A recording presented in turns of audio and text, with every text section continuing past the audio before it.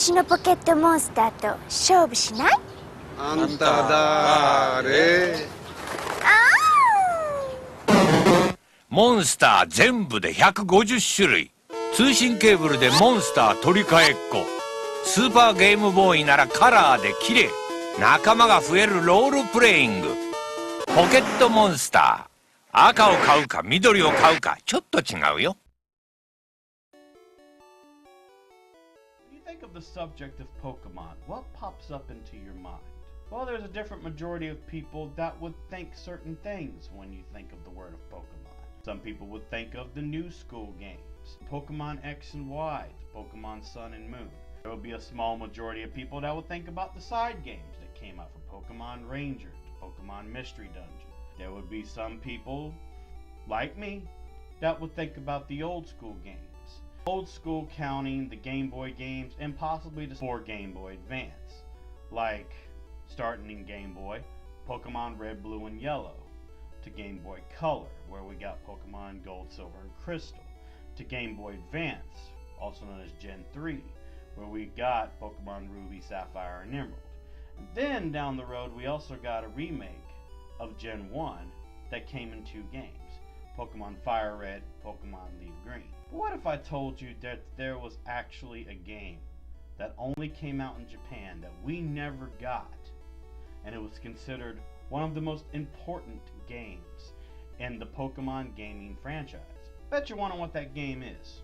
Well, your friendly neighborhood gaming machine, after so much searching and saving up money, he was able to get his hands on this specific game. And that game is Pokemon Green for the Game Boy. I bet you're thinking to yourself, Pokemon Green? You mean Pokemon Leaf Green, right? No. This game only came out in Japan. It never came to America. This was the first Pokemon game ever made. Not Red and Blue, even though the way that things were released in Japan are very interesting these days.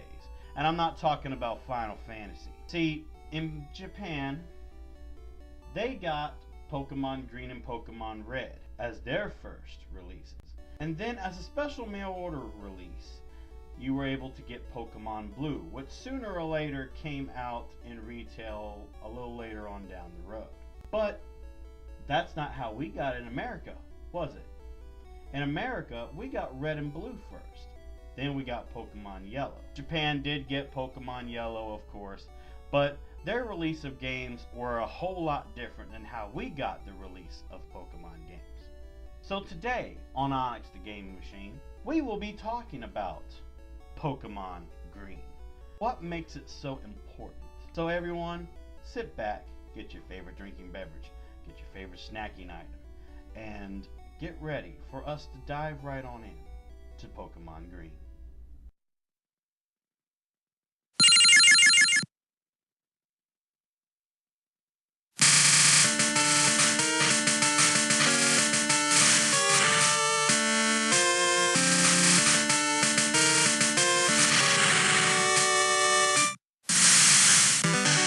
As you heard right there, basically there was some different sounds in that intro, wasn't there? Well, the changes only just start from there. As you can see right here, basically there's different sprites that are being used. Why are these sprites different than the ones we got? Well, Japanese Green version used beta sprites that were updated in Japanese Blue later on, and these updated sprites from the Japanese Blue version were used for our American Red and Blue version.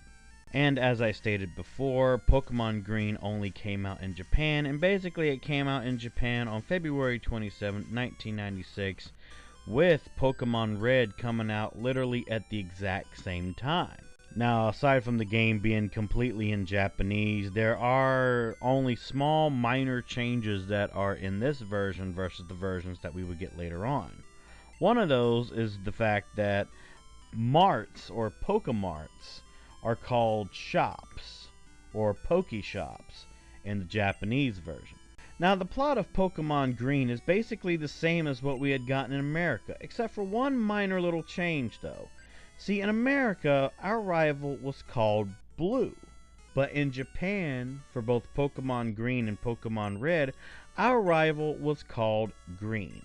So while I talk about the plot, instead of calling our rival Blue, I'm going to call him by what he's supposed to be called, which is Green. So the plot's basically the same as America. Red and Green basically start their journey in the region of Kanto, where basically us, the player, plays the role of Red, a 10-year-old boy who just started his journey as a Pokemon trainer from his hometown of Pallet Town.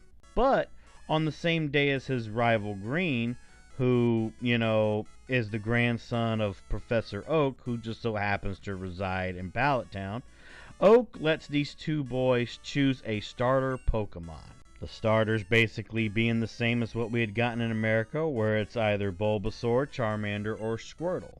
And of course, the rival chooses the Pokemon that has the type advantage over your Pokemon. Now, the whole situation with Oak's parcel still happens, and you basically get a Pokédex, and yeah, Oak tells you to go and catch all the Pokemon in the Kanto region.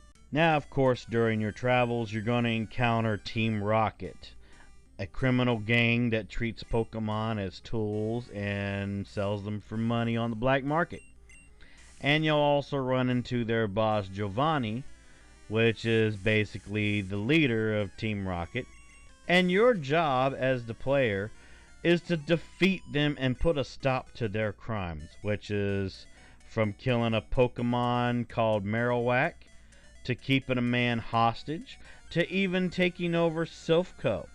Why take over Silphco, you may ask? Well, it's because they have plans to make a Pokeball that can catch any Pokemon. This Pokeball being called a Master Ball. And it has a really, really good shade of purple. But you will also run into your rival constantly in this game, and you'll be challenged to a battle. And every time when you battle your rival, it's basically going to get harder and harder and harder from when you started to even before you get to the Indigo Plateau. But before you can actually access the Indigo Plateau, you have to get the 8 gym badges so you can actually enter into the Indigo Plateau. Now, the gym leaders themselves are Brock, Misty, Lieutenant Surge, Erica, Koga, Sabrina, and Blaine.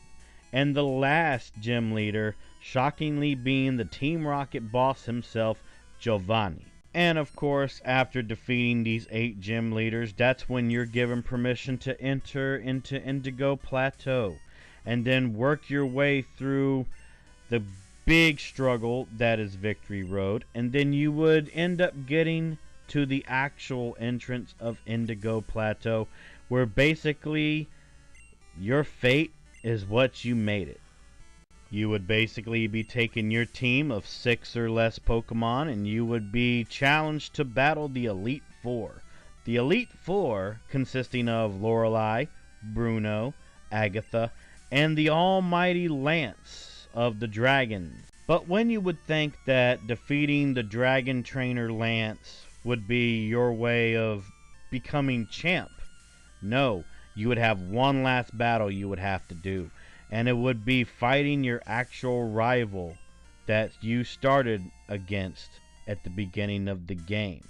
And depending on your struggles as a Pokemon trainer from when you started to even now, will depend on if you're going to be able to survive this last final fight with your rival to become Pokemon Master. And when you would think that the whole game is all over from when you defeated your rival right there at the Pokemon League, you still have one more battle to attend to.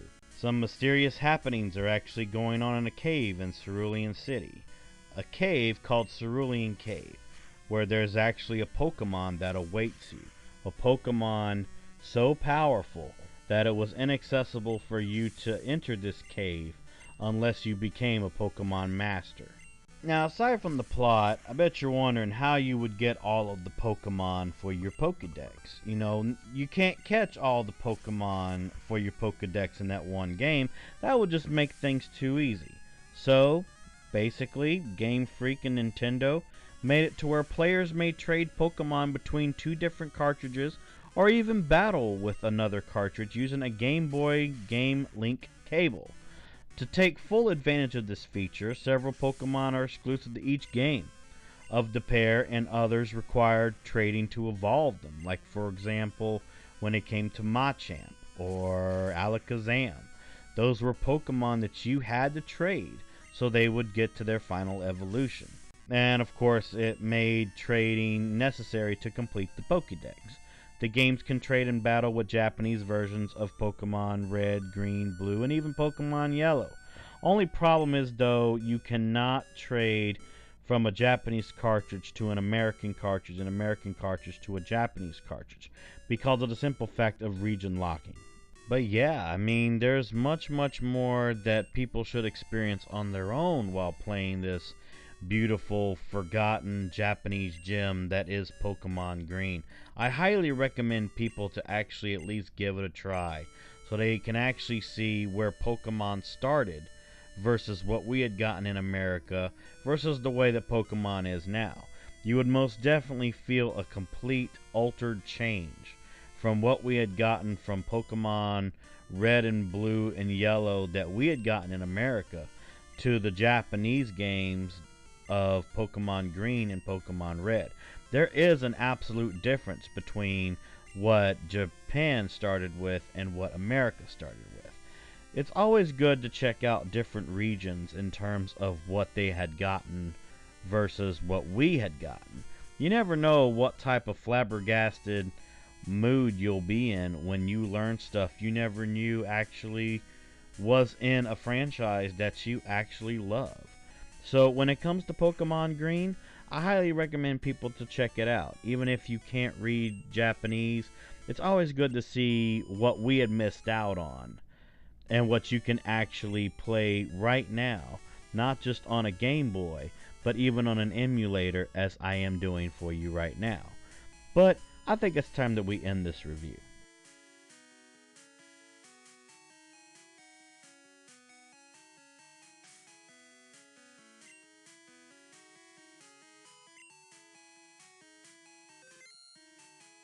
Well, everyone, thank you so much for watching this episode of Onyx The Gaming Machine with Pokemon Green.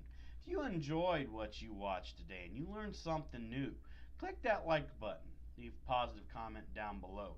Let me know if you've actually heard of Pokemon Green and if you've actually played a little bit of it, no matter if it was an actual Japanese release or a poorly translated English version.